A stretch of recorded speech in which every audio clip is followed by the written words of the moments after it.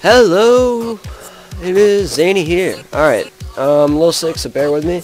This is going to be a tutorial on, or not a tutorial, but more of a, how I do my graphic designing. Just step by step. And this is going to be, I guess, a short series, and I'll develop it into tutorials.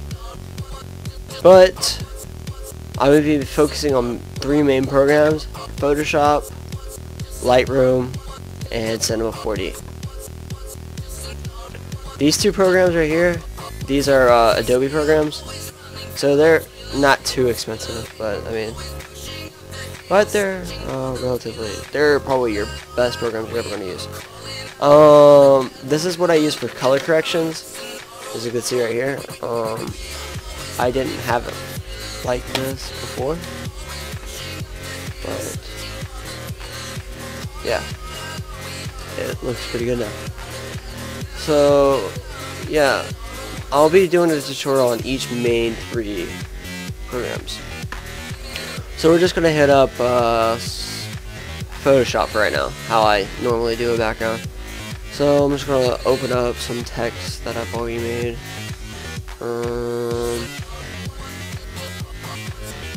Where's something I just made? Zaney. Alright, here we go. Here's something I just made. What I'll generally do is I'll make a, or I won't make a, but I'll go select a texture. Usually when you want to applying textures, you want to go here. I'll be releasing my GFX pack soon. Well, not mine, but like a combination of a lot of GFX packs that I use. So that will be a couple of gigs, but it will be worth it. Let's just go with this texture.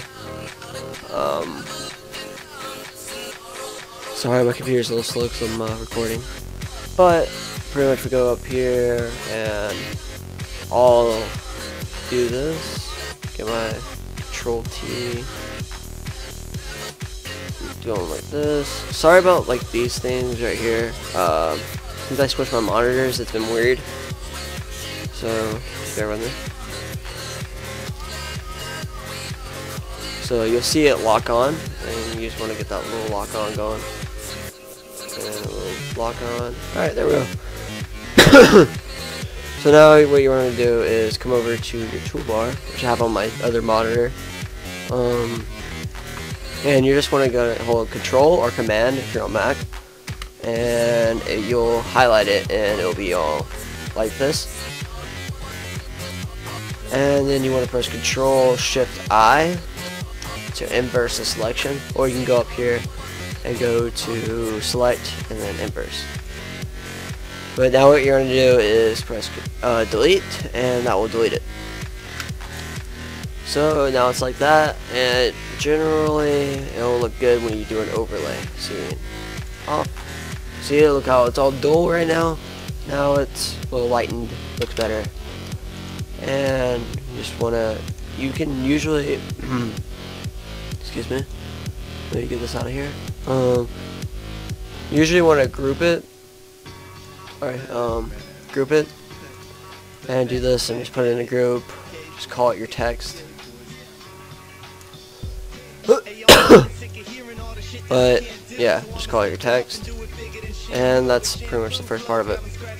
Now what I usually do is I go over and I apply it to my background. I need to take that gradient layer off. I'll do a tutorial on that soon, but I don't usually use those anymore. So pretty much I go over here and Control T or Command T, and you can select it. Hold Shift while you're doing this. It really pisses me off when I'm watching speed arts or my friends do GFX, and they're dumb and they're just like, oh, let me just, or they're just, oh, let me get it all distorted. It looks terrible. Don't ever do that. Hold Shift. Please hold Shift. You'll make me proud. Hold Shift. So, from here, you're usually, I do a lot of just improvising, a lot of improv when doing these. So hold on, I don't know what fucking shit is on here. Excuse my language. But yeah. You usually want to have something going behind your one. You usually want to have something going behind your text. Like this is probably one of my favorite things to use. So we go to the background eraser tool and use these brackets, right below, pretty much right below the backspace. These brackets to make it bigger, and just press on the black.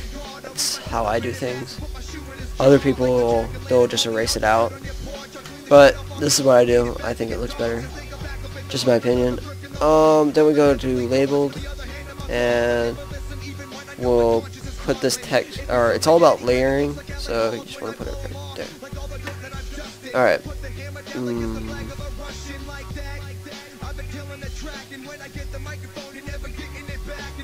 There we go. Hold on, let me just go to a different one. Alright. So from here, we can just mess around with it. Control U or Command U. You can usually just change it up, change the colors up, but you want to go to colorize, because I don't know why, but usually it looks better. Go like that, get a little icy feel going, lighten it up a little bit. That looks good.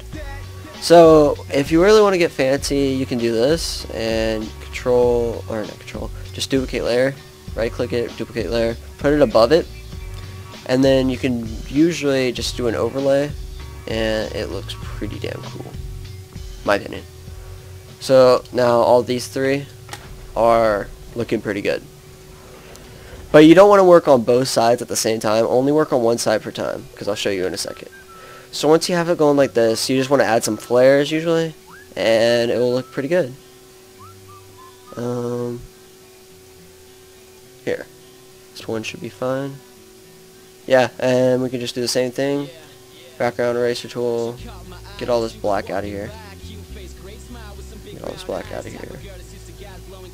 No, I don't want to use this flare, sorry. Don't use it. I think I have one open. I like this green one. But don't worry about, don't base things on your colors, because you can always manipulate the colors. Shit.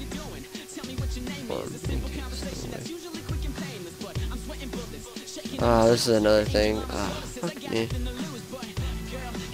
Yeah, when you get your layers too much, you want to start deleting your different tabs, so you can actually select your stuff.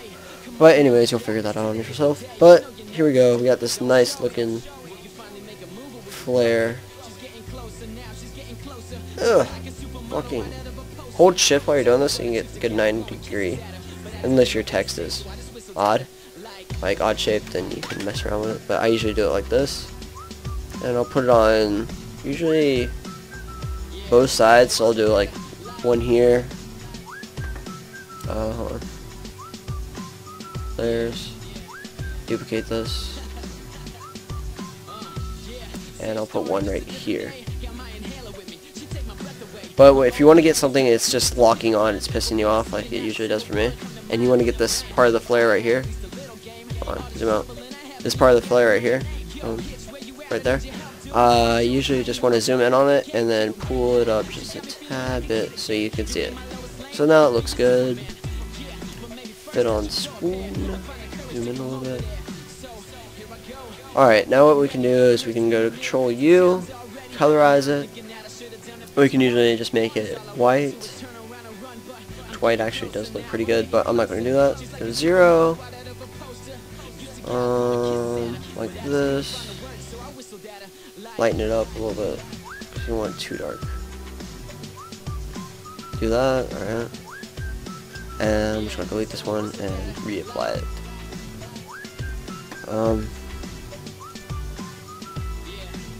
There we go. I'm not too worried about how it looks right now. You can perfect it up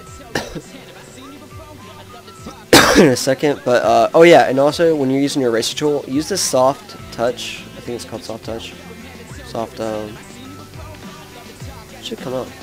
It's soft something. I think it's soft touch. That's what I usually call it.